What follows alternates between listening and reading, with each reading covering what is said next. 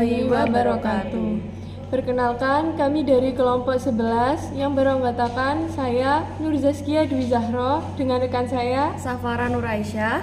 Di sini kami akan mempresentasikan hasil tugas makalah kami yang berjudul Aliran Islam Modern.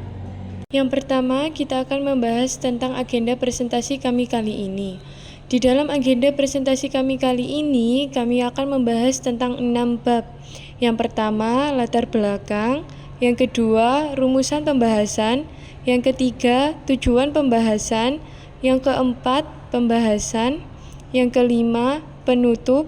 Dan yang terakhir, yang keenam adalah pertanyaan. Pada bab 1, pendahuluan yang berisikan latar belakang. Secara historis, pemikiran modern mulai kuat pengaruhnya dalam dunia Islam pada abad ke-19 ketika Barat menjajah Jazirah Arab. Ekspansi militer di Arab oleh Barat selain membawa misi politik juga berpengaruh pada kebudayaan, pendidikan, dan juga politik.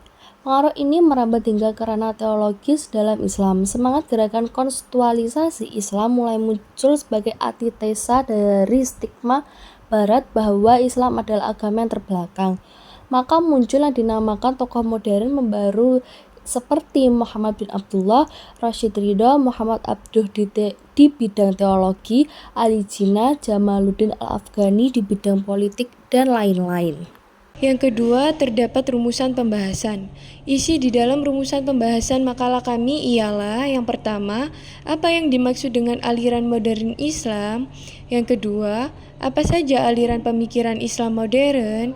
Dan yang terakhir ialah, mengapa terjadi perbedaan aliran dalam Islam. Selanjutnya, yaitu tujuan pembahasan. 1. Untuk mengetahui pengertian dari pemikiran Islam modern. 2. Untuk mengetahui apa saja aliran pemikiran Islam modern.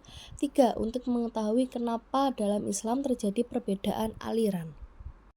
Kemudian pada bab 2 pembahasan yang berisikan tentang pengertian aliran Islam modern. Aliran Islam modern secara garis besarnya mengandung arti upaya atau aktivitas untuk mengubah kehidupan umat Islam dari keadaan-keadaan yang sedang berlangsung kepada keadaan yang baru yang hendak diwujudkan.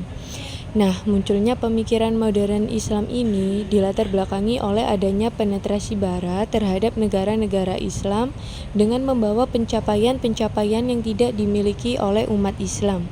Maka mulailah umat Islam mengintrospeksi diri dalam segala aspek kehidupan, bidang agama, politik, sosial budaya, ekonomi, dan lain sebagainya. Pembahasan selanjutnya adalah apa saja aliran pemikiran Islam modern. A. Aliran Khawarij. Khawarij berasal dari kata kharaja, artinya ialah keluar. Dan yang dimaksudkan di sini ialah mereka yang keluar dari barisan Ali sebagai diterimanya arbitrase oleh Ali. B. Aliran Syiah. Syiah berasal dari kata Syi atau Ali yang berarti pengikut Ali. Syiah yaitu kelompok masyarakat yang dianggap meyakini bahwa hanya keturunan Nabi Muhammad yang pantas menjadi khalifah. C. Qadariyah. Aliran dalam ilmu kalam yang percaya bahwa manusia memiliki kemampuan dan kekuatan untuk melakukan perbuatannya sendiri tanpa campur tangan Tuhan. Nah, mengapa sih Kak kok bisa terjadi perbedaan dalam Islam? Jadi, meskipun komunitas Islam di dunia ini sangat beragam, di sana hanya ada satu Islam. Yang beragam hanya bentuk interpretasi dari masing-masing pemeluknya terhadap ajaran Islam itu sendiri. Contoh perbandingan ialah antara Muhammadiyah dan Nahdlatul Ulama, di mana Muhammadiyah menganggap sesuatu yang tidak tercantum di dalam hadis shahih dianggap sebagai sesuatu yang menyimpang dari ajaran Islam dan tidak boleh diamalkan, karena akan berdosa dan berimplikasi buruk terhadap akidah. Contoh-contoh perbandingan yang terjadi di dalam paham Muhammadiyah dan Nahdlatul Ulama adalah yang pertama, dalam bentuk praktik ritual di waktu sholat Jumat.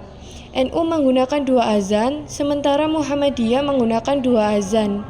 Bentuk mimbarnya yang digunakan juga berbeda. NU menggunakan mimbar bertongkat, sedangkan Muhammadiyah menggunakan bentuk mimbar modern.